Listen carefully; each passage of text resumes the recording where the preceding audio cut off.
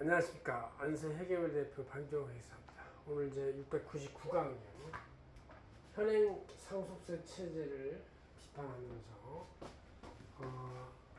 개선할 방향을 한번 제시해보자 그런 얘기죠. 그래서 기본적으로 이제 폐지가 타당하다. 우리나라같이 주변국은 폐지, 자본이익세 변환시키던가 아니면 세율이라던가 이중과세를 폐지하고 국내 균형을 유지해야 되고 유산 취득세 개념을 해야 되고 대주주 할증과세 폐지하고 배우자가 예의를 준다. 원만한 세율을 바꿔야 되겠다. 너무 낮은 상속공제는 이게 문제가 있다. 이런 이제 10가지 쟁점을 가지고 모였는데요. 이거는 우리가 이 안세 재행전은 2024년 8월 14일, 8월 14일자 이렇게 표지에 나와 있는 것을 제가 이렇게 이렇게 출력했고요. 한번 보시기 바랍니다. 자, 그럼 기본적으로 논리가 10가지인데 뭐냐? 상호세 폐지를 한번 건의해보겠다. 그런 얘기죠. 왜냐면 이제 우리나라가 이 동북아에서 치우쳐 있고 러시아하고 중국에 가려있고 또 북한 핵이 있고 일본한테는 태평양으로 가려있기 때문에 사실 굉장히 변방국이에요. 이게 유럽 대륙 또 아프리카 또 중동 또 이 동남아 이런 데서도 굉장히 변방 쪽이고 미국에서 태평양을 건너와야 되고 이렇게 해서 우리가 이 중심 대륙의 중심에 있는 나라에 있지 않고 대륙에 위치한 차원에서 변방에 있다. 또 우리가 면적도 소국에 불과하다. 어떻게 인구도 좀 뭐 1%도 안 되니까 작은 편이죠. 그래서 우리가 이 상호세 폐지를 통해서 해외 자본이나 해외 인재를 유입을 시켜가지고 국부를 증진시키고 한국의 인구 소멸, 인구 절벽을 대응해야 되는데 상호세가 떡하니 높게 나와 있으니까 도대체 그런 현상은 벌어지지 않고 오히려 우리나라 재산이 자꾸 나가고 중견기업 성공한 분들의 재산도 자꾸 해외 유출되는 현상이 많이 발견되고 있다는 것을 뭐 여러분들이 많이 보도하고 있어요. 그래서 상호세를 폐지하는 게 원칙이다. 주변 소국이나 병방국이 다 폐지되어 있어요. 미국의 카나다, 옆에 있는 카나다, 멕시코도 팔 수가 없고, 또 유럽에 있는 변방국인 스웨덴, 노르웨이도 없고, 그런 나라들은 그렇게 해서 유럽 중심국의 나라에 돈을 유치해서 국부 편도가 아주 세계 1위가 되기도 하고 이렇게 되어 있습니다. 그럼 상호세 대신 자본이득세를 한다. 상호세는 이제 이렇게 하나의 정지 상태에서의 재산인데, 이거를 나중에 이 받아가지고 가족이 팔 때 이 자본 차익, 자본 이득세, 이득에 대해서 과세해야지 아무리 재산의 불로 이전이라 할지라도 그 가문에서는 재산의 수평이동에 불과한데 이런 경우는 미실현 차익이고 미실현 차익에 대해서 과세하는 것은 납부 재원도 없을 뿐더러 아무리 국내 최대 상속 재산인 삼성의 이재용이라 할지라도 돈이 없으니까 팔아서 뭘 나왔을 때 내는 건데 그냥 그대로 내니까 거액의 은행 차입을 해야 되고 또 지분을 팔아야 되고 그러다 보니까 삼성의 경영권이 흔들리고 또 외부 세력이 침입을 받고 있는 문제가 생길 수가 있다는 얘기죠. 그래서 그런 것들을 방지하기 위해서 상속세는 자본이익세로 변동을 해서 현재 소득세를 준용해야 되겠다. 그런 얘기죠.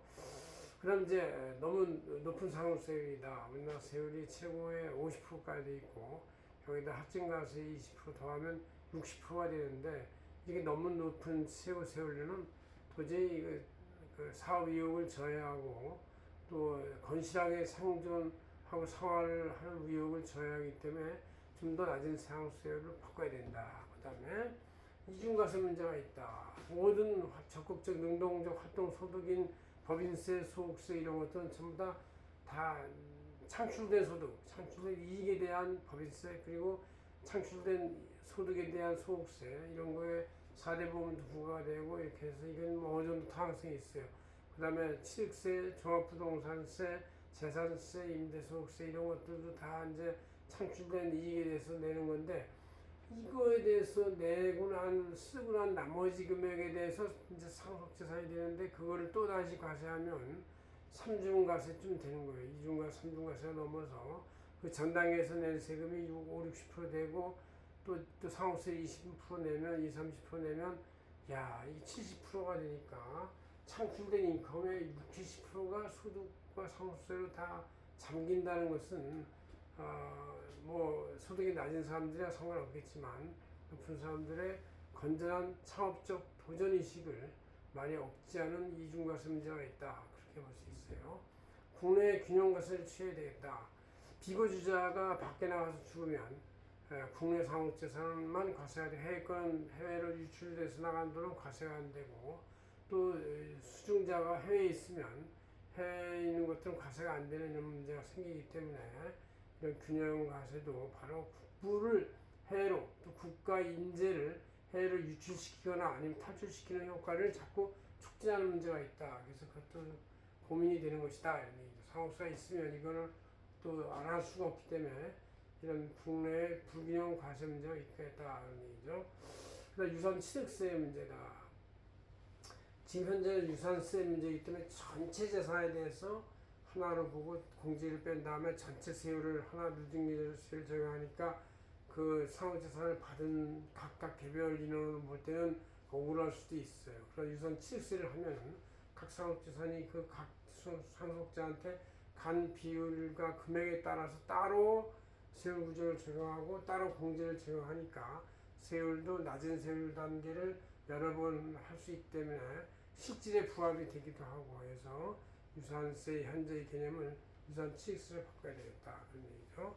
그다음 대주주 할증 20% 할증하는 거 폐지해야 한다. 이건 대주주 대주주나 거점주주가 아니었으면 그 기업이 일찌감치 내부에 휩싸여서 망했을지는 몰라요. 그래서 대부주주가 있다는 얘기는 살아있다는 하나의 지표가 되기 때문에 그거에 대해서 20% 불이익을 추가하는 것은 아주 생존한 가까스로 생존한 기업에 대해서 찬물을 끼얹는 행위가 되기 때문에 역시 기업 이익을 완전히 좌절시키는 그런 문제가 있는 것이다. 할증을 폐지해야 되겠다. 그런 얘기죠.